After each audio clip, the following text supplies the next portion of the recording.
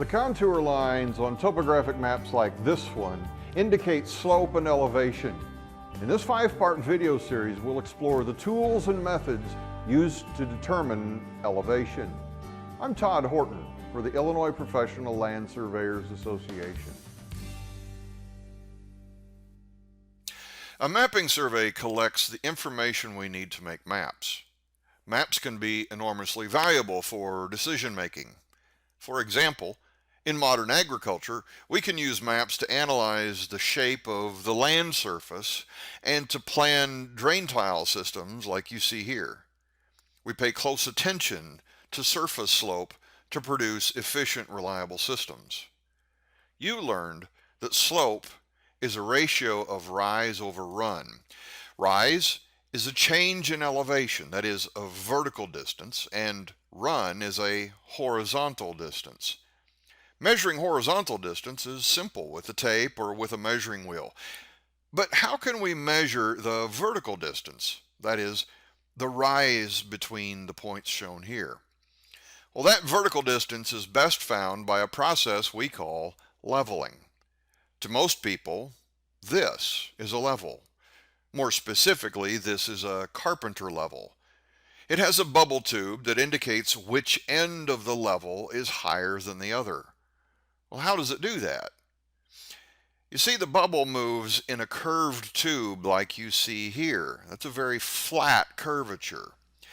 As the tube tilts, the buoyant bubble rises to the highest possible position within the tube. Now, if I can hold the carpenter level steady with the bubble centered within the marks, both ends of the level will have the same elevation. Here you can see that the concrete surface at this end is higher than the concrete surface at the other end of the level. The underside of the level is now a reference line we can use. With the bubble centered within the marks, I can measure down from the underside of the level to the concrete. This measurement is 0.18 feet. Since the other end of the level sits on the concrete, the vertical distance between the two ends is 0.18 feet.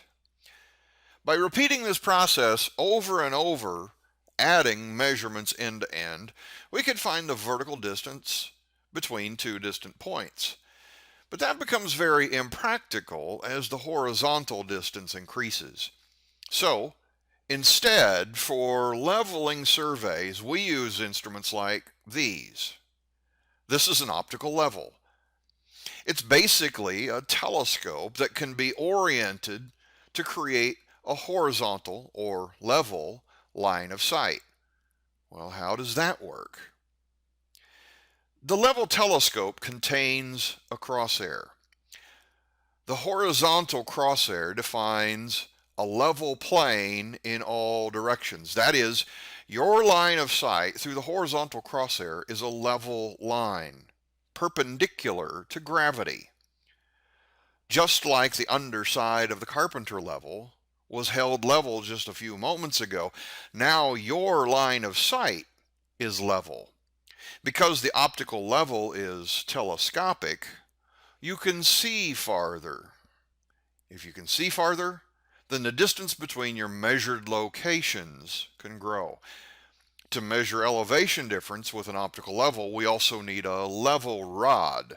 This one is graduated in decimal feet upward from 0 at the bottom.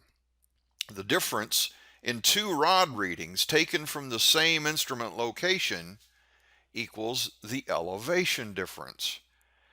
Now here are some examples of optical levels. This dumpy level was made around 1915. Notice how long the telescope is.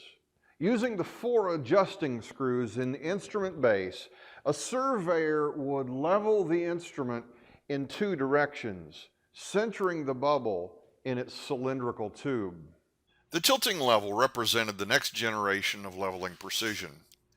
This one was manufactured in the 1940s. As optical science had improved, it sported a shorter telescope and it had an innovative feature that allowed more precise leveling, the split bubble. Below the long bubble tube, an adjustable mirror reflects light into the fluid and bubble in the cylindrical tube. Using a separate eyepiece and another internal mirror, the operator views two halves of the bubble image and adjusts the level carefully to align the two images. Introduced in the 1950s, the automatic level contains a set of tiny mirrors that move automatically in response to Earth gravity, ensuring that the instrument line of sight is perfectly level.